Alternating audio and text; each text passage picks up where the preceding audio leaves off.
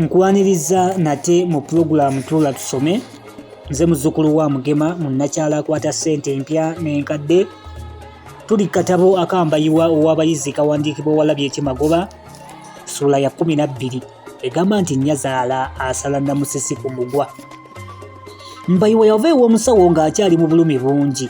Yali tasobola kutambula butambuzi n'atuuka eka. Newandibadde yali asigazza ennusu 45 zokka mu nsawo, kale yamala gawaayo siringi 25 n'apangisa akamotoka akamutuusa eka. Bwe yava mu mmotoka yagenda okubbulula ati amaaso ng'alaba nnyina Ndikuno ne kaganda ke Kamutema bali awo ku muggalo bamulindiridde. Mukazi wattu Ndikuno ne Mutema baatuukawo ggulo limu. Haji Bulayimu ye yabaleeta era Mutema nga yalaga nnyina ekkubo. Baasulawo wabweru nga badugumadde ku lubalaza kubanga baali tebalina mumanyi yenna ku muliraano, nga n'okutya batya okusula mu b'emiriraano bye batamanyi. Biibino nno bibuga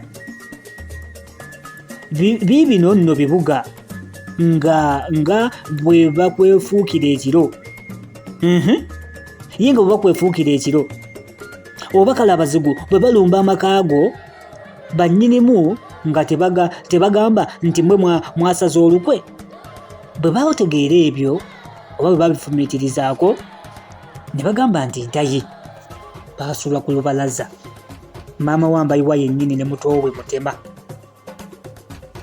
Mbayiwa olwalaba ku nnyina obulumi bwe yalina ne buwolerera era yajulirira ettaka lya Samere mu mire. Nayagala okumala gapaala atyo naye nga waayita talabawo kubanga yali amanye nti nnyina ne muganda we baamulabye dda. Ate n'aggiwa ekirowoozo nti oba n'emmotoka teyandigivuddemu yandizzeeyo buzzi. Kale n'agira nga yeewugumako eyo mu kibuga okutuusa lwe yanditeebereza nti bazzeeyo ku kyalo. N'alyoka akomawo. Ku ssaawa eyo Mbayiwa yayimba ensonyi olw'okusangibwa nnyina mu mbeera y'ekirwadde ekyo, ate n'ayimba n'okutya okubuuzibwa ebikwata ku nsimbi za nnyina ze yali amaze okudiibuuda. Okuzibiikiriza ebyo, Mbayiwa yasalawo okwaniriza n'okubuuza maama we ne Kamutema. We yasumuludde obulimba bwe nti maama, temwansabira nnyo bannange, si katanfe. Anti kaakati bava kunsibula mu ddwaliro ku kitanda mazeyo wiikisi 3. Ndikuno bwe yawulira atyo ate n'awulira ng'enviiri zivudde ku mutwe gwe. Ne yeekubakuba ku bisambi nga bwe yeesensabaga nti ng'ofaayo lumba eki mwana wange. Kale Mbayiwa n'amugamba nti tuyingire mu nju nkubuulire. N'atandika okusenvula mpola mpola aleme kulaga nnyina nti atambula ajagiira. Wabula nnyina teyamukkiriza, yeeyongera bweyongezi kumusemberera n'amukwata mu kifuba ne ku mukono gwe ogwa kkono ate ogwa ddyo ne gukwata ku mugongo nga bw'agamba nti bannaaye laba bwe lukukozezza wenna n'osigala ku magumba masa. Yamubuuza nti lwaki tewatutumira n'olwala okutuukaawo ne tutamanya, wali oyagala ofiire eno ng'emmese? Naye nga mu butuufu Mbayiwa yali takyoseeko okuva lwe yava mu kyalo ekyaggwe. Bwe bamala okuyingira mu nju, Mbayiwa n'agalamira ku kitanda kye, nnyina n'atuula wansi. Awo Mbayiwa n'atanula okulimba nnyina nga bwe yagwirirwa obulwadde obw'embagirawo ng'ali eyo ku mulimu n'atwalibwa mu Kirinnya Mutikka mu ddwaliro era ng'abasawo olumbe bwe lwabalema okutuuma erinnya. Ekyo nnyina olw'omugwa mu kutu ye mwangu n'agamba nti obwo bulwadde bwaffe bwa kinnansi era nja kugenda naawe abasawo abaganda bakujjanjabeko. Kale Mbayiwa okwewonya by'ataasobole yaddamu mangu nti nedda maama, banzijanjabye kati buwonye. Nnyina ye ng'anyweredde ku kimu nti mutabani, nja kukutwala mu basawo b'ekinnansi.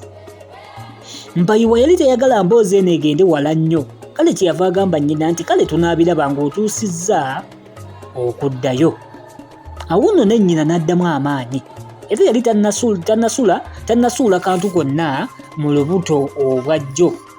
N'akwata akambe agenda awaata emmere anti yajja n'ekitereke ky'amatooke okuva ekyaggwe. Oli mu pulogulaamu Tuula Tusome. Mbayiwa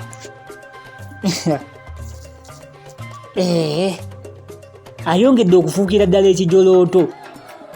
Buli kyakola kikwasa ennaku, buli kyakola kikwasa ensonyi.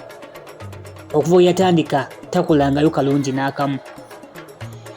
Ebiseera ebisinga omuzadde aba tayagala nnyo kuva gye tuli, naye aba ayagala okola ebimusanyusa. Omuzadde oba takusuubiramu bingi kubanga teri kyoyinza kumukolera kiyinza kusasula byakukoledde okutuusa lw'okuze. Naye gwe bw'obeera omulungi ly'essanyu lye, bwe weeyisa obulungi ly'essanyu lye, bw'omuweesa ekitiibwa ly'essanyu lye. Naye buli we weeweebuula naye oba omuweebudde era omukaabya amaziga, omukwasa ensonyi. Bangi mubawulira nga bagamba nti neddala nze nkuzaala, ng'alaba by'okola si bye bituufu by'olina okukola. Mbayiwa aswaza oba nga gwe muzadde we. Buli muntu yenna yandisabye nnyo aleme kufuna mwana nga Mbayiwa. Oba oli awo kale ku kituusewo ayinza oba ayize. Bw'aba tayigidde mu nsobi ng'ezo, olwo aba taliyiga. Nyongera okukwebaza okuba ng'otambula nange, nyongera okukwebaza okuba ng'obudde obusinga obuwa wano n'ogamba kambeere kutuula tusome, ate tulabe bwe tugenda okubanga ensonga tuzitambuza. Tuli katabo ka Mbayiwa ow'abayizi, Walabye Kimagoba ye muwandiisi. Maama agenze mu ggwaatiro okuwaata mmere, yajja n'ekitereka okuva ekyaggwe ki ekigenda okuba nga kiddako. Mu kiseera ekyo Mbayiwa yali awulira nti ateekwa okugulira nnyina ennyama, naye ate yajjuukiriza tasobola busobozi kutambula. Kale n'amala gayita kamutema n'akalagirira eri akatale akali awo okumpi, era n'akakwasa n'ennusu ezo 20 ze yali asigazaawo zokka. N'akalagira kaguleyo kiro y'ennyama emu ko n'omugaati. Mutema yagenda yenna amegeredde kubanga yali agenda kuleeta mugaati gwe yali ayagala ennyo. Kale Mutema bwe yagenda mu katale, nnyabwe n'atandika okutegeka ekyeggulo mu kafumbiro. Mbayiwa era akyali awo yekka ng'akulungutana n'ebirowoozo bye. N'awulira akonkona ku luggi. Bwe yawenjula ku lutimbe lw'ekitanda kye nga Namusisi. Emimmi n'emutyemuka era n'emugwa wala. Namusisi yali ajjidde mu ntwala. Yalina suutikeesi 2 ennene n'entono.